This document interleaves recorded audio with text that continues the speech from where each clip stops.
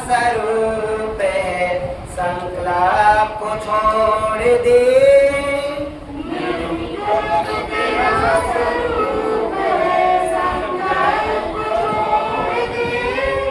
तू संग है देही के संग से नाता तोड़ दे।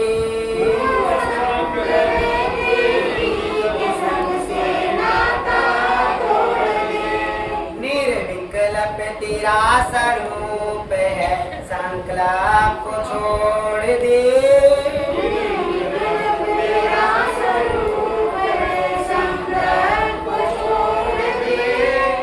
संग है देही के संग से नाता तोड़ दे।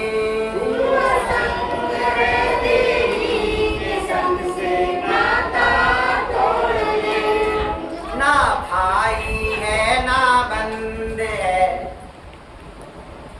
ना भाई है ना बंद है, माई ना बाप है।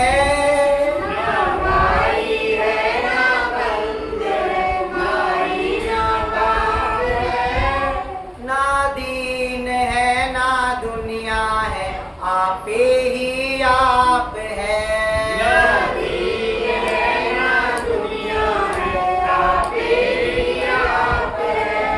संसार त्रिगुण ताप है तज का चाकोड़ दे।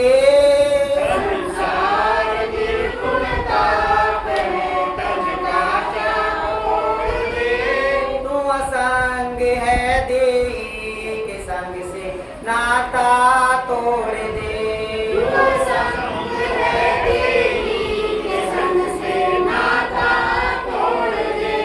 निर्विकल्प तेरा स्वरूप है संकल्प को छोड़ दे।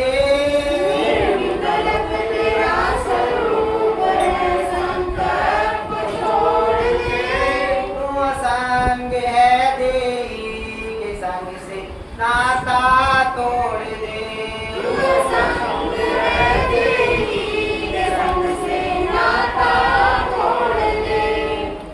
ना दृष्टा है ना दृश्य है तू निश्चय करके जान।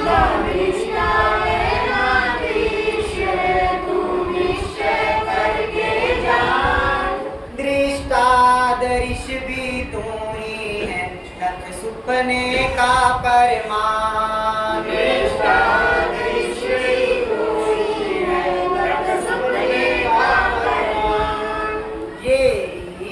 सच्चा ज्ञान मन विषयों से मोड़ ले। सच्चा ज्ञान मन विषयों से मोड़ ले। तू असंग है देही के संग से नाता तोड़ दे।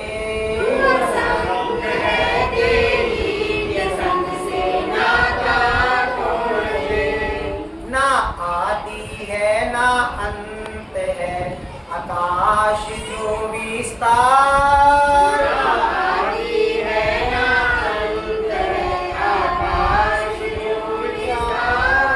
ऐसा तेरा स्वरूप है जिसका ना आरा पार।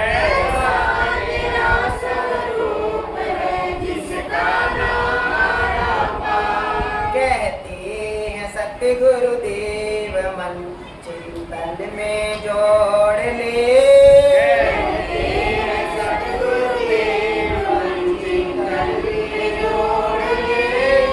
तू संग है देही के संग से नाता तोड़ दे।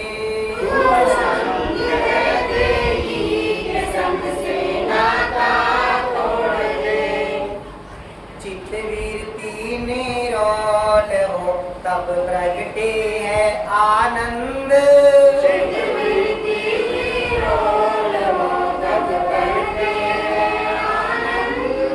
स्वर्ग लोक की ब्रह्म लोक की सब इच्छा कर दे बंद।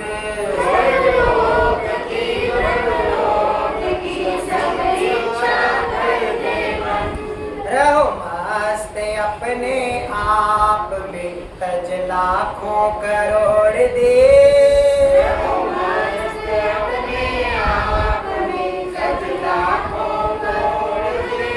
तू संग है देही के संग से नाता तोड़ दे।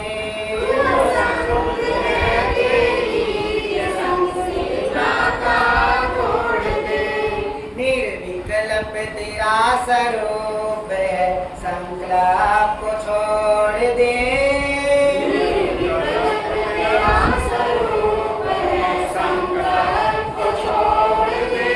तू संग है देही के संग से नाता तोड़ दे।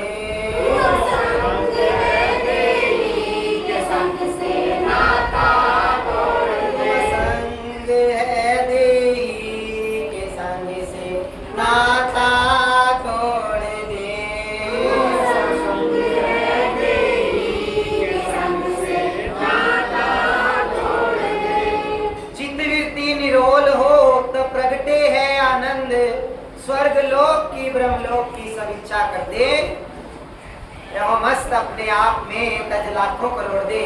कहने में बड़ा आसान लगता है, हमने गाया आपने भी गा दिया, आप गाएंगे तो कोई और भी गाएगा, लेकिन अपना आप जो स्थिति है वो इतने आनंद की स्थिति है, वहां पे कोई ना ज्ञान है ना अज्ञान है, वहाँ पे ना स्वर्ग की इच्छा है ना ब्रह्मलोक की इच्छा है, क्योंकि स्वर्ग लोक से तो ब्रह्मलोक बहुत ऊंचा है।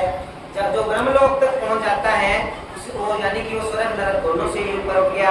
यहाँ पे तो स्वर्ग और ब्रह्मलोक दोनों की छोड़ने की बात कही गई है, लेकिन वो आपको आपका असली स्वरूप जनाया गया है कि जब तक जो पीछे बीत गया है उसके बारे में सोच रहे हैं, या जो आगे क्या होगा पता नहीं क्या होगा हमारे साथ, हमारा जो बुरा हमारे साथ जो बुरा हो रहा है पता नहीं क्या होगा हमारा, लेकिन जिस पल इस अज्ञानता को इस अंधेरे को छोड़ देंगे उसी पल प्रकाश उत्पन्न हो जाएगा, क्योंकि दो चीज इकट्ठे नहीं रह सकती। जैसे अंधेरा और प्रकाश दोनों इकट्ठे नहीं रह सकते, अगर प्रकाश भर लोगे तो अंधेरा नहीं रहेगा। एक ही बात है, अगर अंधेरा निकाल दोगे तो प्रकाश ही प्रकाश हो जाएगा, प्रकाश भर लोगे तो अंधेरा नहीं रहेगा। दुख और सुख दो नहीं रह सकते, सतयुग और कलयुग दो नहीं रह सकते। ठीक है, ऐसा दौर चल रहा है दुख का, ऐसा दौर चल रहा है अज्ञान का, ऐसा दौर चल रहा है कि कोई भी सबब्बे रहना बड़ा मुश्किल है, संभल कर रहना इस युग में इस समय में बड़ा मुश्किल है। लेकिन अगर हमारे इस मनुष्य जीवन के अंदर भी इतने दुख हैं तो सोचो कि जो पशु पक्षी हैं उनके जीवन में कितने दुख होंगे। वो अपना दुख गा के भी नहीं सुना सकते। हमें मनुष्य जन्म मिला है, अगर सुंदर वाणी मिली है और तरह तरह के देखो अनमोल ये तन मिला है, और उसके बाद अगर हमें पूरा गुरु मिला है, फिर भी अगर हमारे ऊपर दुख है तो हमें लाभ उठाना नहीं आता। अगर लाभ उठाना है उनको कुछ कहने की जरूरत नहीं होती, समर्पित होना होता है।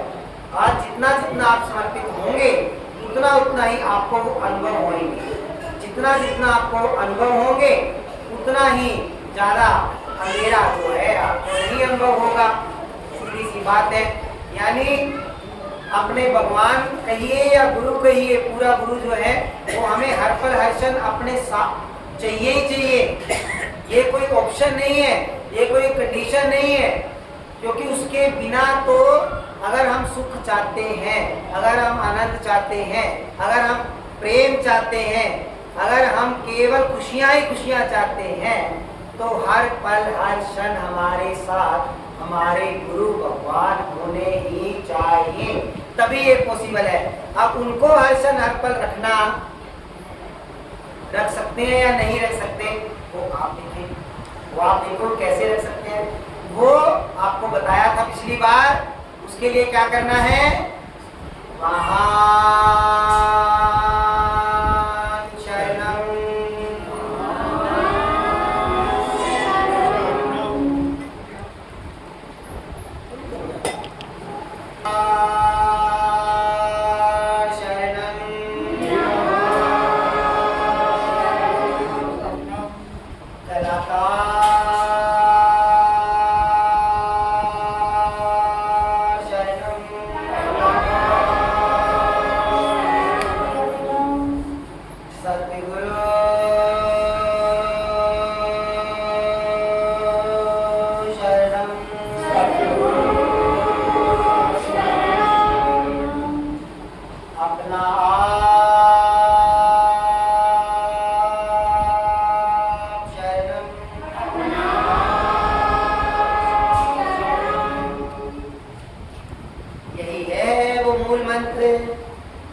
जो हमने ये 5 मंत्र अंदरता किए, फिर बाकी क्या रह गया?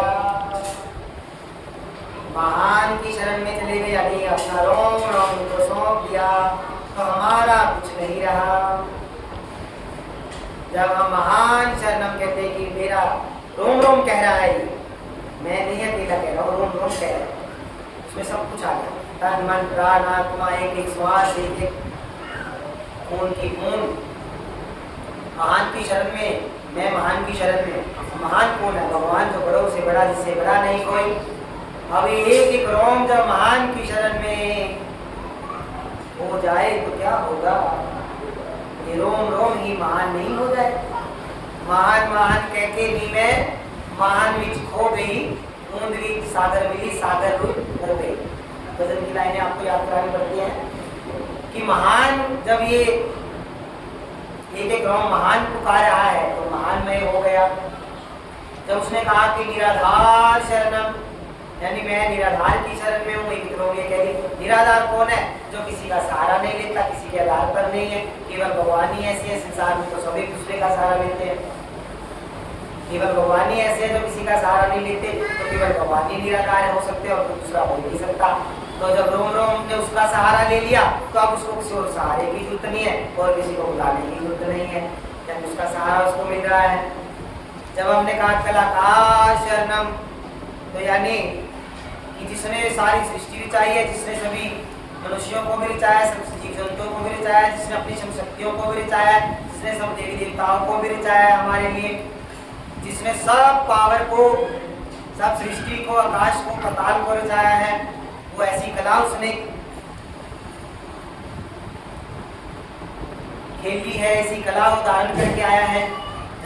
तो आप उसकी शरण में है तो कोई कला, कोई युक्ति, कोई सिद्धि बाकी नहीं रही, है ना। तो जब हमने कहा सतगुरु शरणम, कि वो जिस रूप में हमें मिला है, जिस रूप में हमें वो अपने आप का असली स्वरूप का ज्ञान करा रहा है, हम उसकी शरण में है। वो रोम रोम में बस जाए फिर क्या होगा? फिर रोम रोम को कष्ट कहाँ से आएगा? चाहे वो बुद्धि है या अकल है, चाहे वो कोई भी है, चाहे दूसरा भी है, उसके सामने आ रहा है तो उसको भी वो वही वाइब्रेशन, वही ऊर्जा मिलेगी। तो जब हमने कहा कि अपना आप शरणम, उस समय हमने ये सभी स्वरूप भगवान के अपने अंदर ही हम उसको अनुभव कर रहे हैं। रोम रोम पुकार है कि अब बारी तो बस अब कुछ बाकी नहीं रहा, अब अपने सभी गुण, सभी रूप लेके मेरे जो आपने व्यक्त किया है, एक कम एक हो जाओ। क्योंकि बुद्ध में तो समर्थ नहीं है एक कम एक होने की, तो उसने सागर को पुकार लिया। अब सागर जहाँ से गुजरे तो कोई बूंद बाकी बच नहीं सकती, तो अब आप ही आ जाओ। तो जब अपने अंदर ही वो आ गए तो फिर क्या कुछ बचा नहीं, अपना आप ही बचा कि अपना आप, मैं उस अपने आप की शरण में हूँ जिसके अंदर निराधार भी है, कलाकार भी है, महान भी है, वो पूरा गुरु भी है, वो भगवान भी है। तो अपने अंदर ही जब एक कम एक हो जाएंगे, वो निर्विकल्प तेरा स्वरूप है, संकल्प को छोड़ दे। वो स्थिति कैसी है? वो स्थिति से मिलन कराने, उसको जगाने ही तो सदगुरु आए हैं, जैसे हमारे।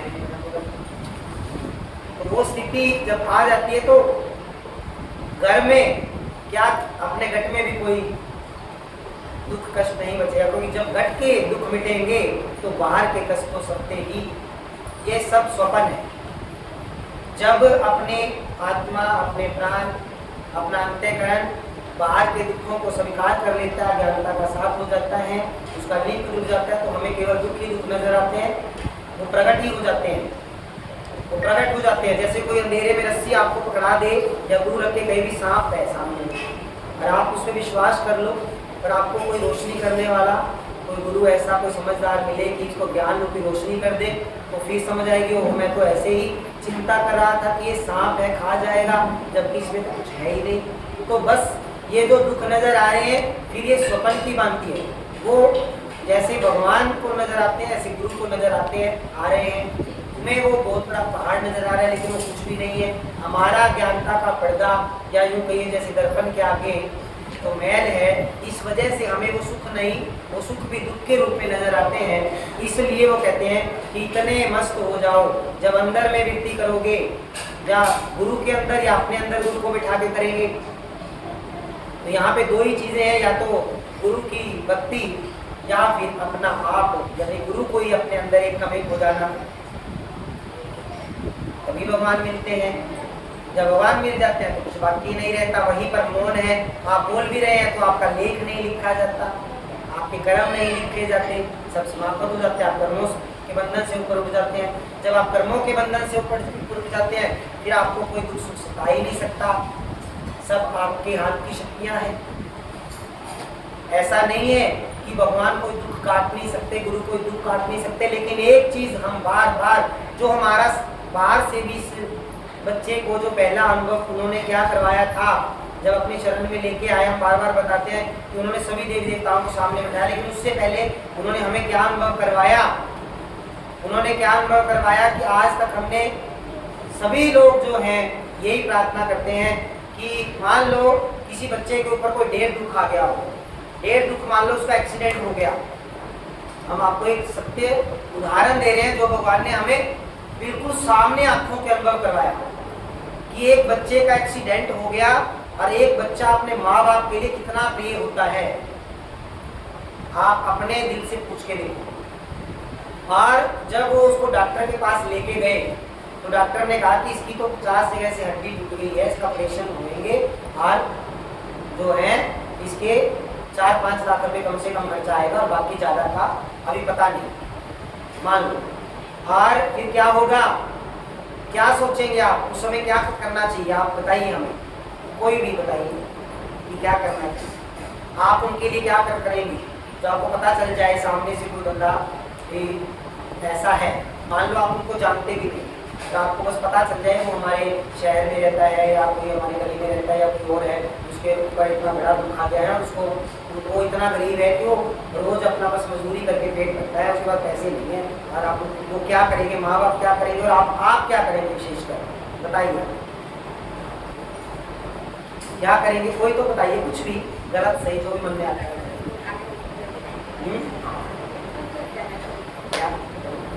हॉस्पिटल में जाके जितना बन सकता है उतना तो करेंगे। जैसे हॉस्पिटल तो उसके माँ बाप ही ले गए, वो तो कह रहे हैं कि भाई अब डॉक्टर ने खर्चा बता दिया। जितना बन सकता है, हो सकता है कि भी आपके अंदर कोई दया भावना उठे, आप कर दो, लेकिन वो भी प्रभु कृपा से हो सकता है। लेकिन क्योंकि वो तो हम रोज ही सुनते हैं, हमारे शहर में कितने एक्सीडेंट होते हैं, हम कितना ही कर पाते हैं, पहले का हम क्या पता करते हैं उनको गरीब है या अमीर है, वो कर सकते हैं या नहीं।